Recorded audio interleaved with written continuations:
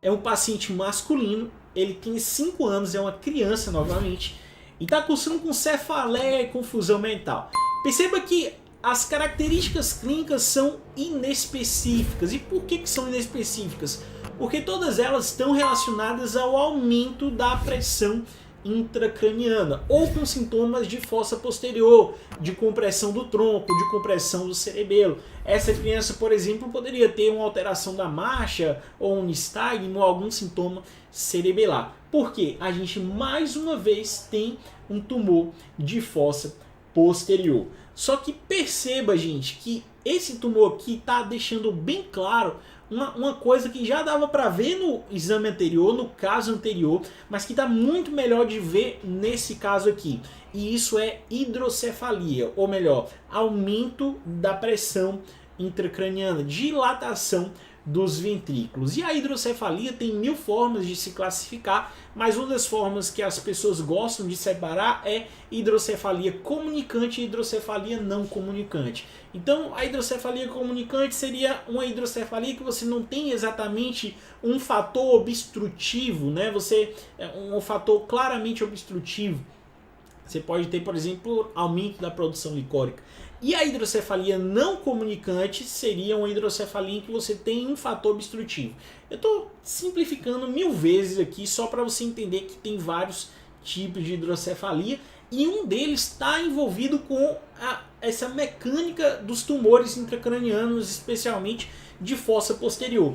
Porque aqui na fossa posterior, para quem está familiarizado com a anatomia do encéfalo, a gente tem um ventrículo, que é o quarto ventrículo. Ele fica ali entre a ponte e o cerebelo, né? E esse quarto ventrículo, normalmente, ele fica situado bem aqui no centro da fossa posterior. Ele fica aqui, ó, bem no meio. Olha o que está acontecendo aqui com esse ventrículo. Ele está rechaçado e comprimido, tá? Então, o ventrículo nesse paciente aí, o quarto ventrículo é só essa fina rima licórica que está rechaçada, ou seja, deslocada e comprimida. Eventualmente, gente, não dá para enxergar literalmente o tumor na fossa posterior. Eventualmente o tumor ele tem a mesma atenuação do parênquima cerebelar. E a única coisa que a gente tem para se apegar e ver que de fato tem alguma coisa errada ali e provavelmente é um tumor, é esse efeito mecânico ou efeito de massa sobre o quarto ventrículo. Então às vezes você não enxerga nada no exame, mas você vê o quarto ventrículo comprimido e deslocado. Quando você vir isso, você deve pensar em tumor ou alguma condição que tem alguma alteração nessa fossa posterior e você precisa continuar investigando. Então aí você vai passar para fazer uma ressonância magnética, um estudo contrastado, você tem que prosseguir, se aprofundar nessa investigação. Mas essa compressão do quarto ventrículo está gerando uma dilatação do sistema ventricular, está gerando hidrocefalia. E como é que eu percebo hidrocefalia? Você percebe hidrocefalia pela dilatação dos ventrículos, claro. Olha só, eu tenho aqui uma dilatação exagerada do sistema ventricular e eventualmente a gente encontra uma discreta dilatação do sistema ventricular em um paciente mais idoso que tem atrofia do parênquima cerebral. Mas aqui não é o caso, a gente está em uma criança, ela não deveria ter dilatação nem discreta do sistema ventricular, porque o parênquima dela ainda está muito sadio. O que a gente está vindo aqui? A gente está vindo dilatação do corno temporal, a gente está vendo dilatação do terceiro ventrículo. O terceiro ventrículo normalmente tem um aspecto de fenda. Ele é só uma rima licórica. Olha aqui como ele está arredondado, ovalar, porque ele está realmente bastante dilatado. E a gente tem dilatação dos cornos frontais, inclusive dando a perceber aqui uma hipodensidade junto dos cornos frontais que favorece nesse contexto transsudação licórica, que é um evento que vai ocorrer quando você tem uma dilatação mais intensa do sistema ventricular. Então a gente não só tem hidrocefalia, como tem transsudação licórica, tá? Então, João, se eu estou pensando em hidrocefalia, mas os achados não estão tão evidentes, qual é o primeiro local que eu deveria olhar para ver se isso é hidrocefalia mesmo? o local mais precoce de dar dilatação no contexto da hidrocefalia é o corno temporal do ventrículo lateral. Então a hidrocefalia geralmente começa por essa região aqui, tá? Então isso é o primeiro local a dilatar quando você tem hidrocefalia.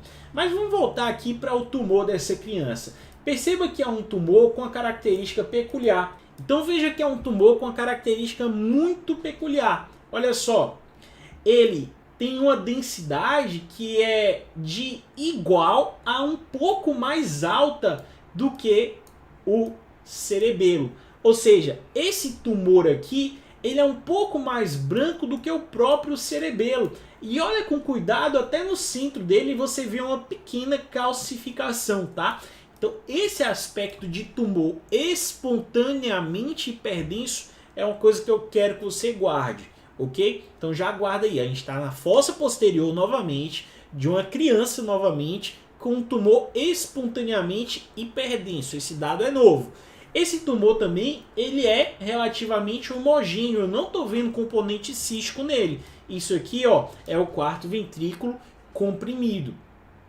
E por último, repara que esse tumor, se eu desenhasse ele aqui, ó, o centro dele estaria dando mais ou menos exatamente no centro da fossa posterior. Esse também é um dado importante. Quando eu vou para a ressonância magnética, eu percebo que é um tumor com alto sinal, ele predominantemente é sólido, mas tem umas áreas císticas discretas de permeio ao tumor, tá? É um tumor predominantemente sólido, ele é diferente do primeiro caso, mas eventualmente ele pode ter umas areazinhas de cistificação. O que é mais importante é você perceber que esse tumor está exatamente, ó, no centro da fossa posterior.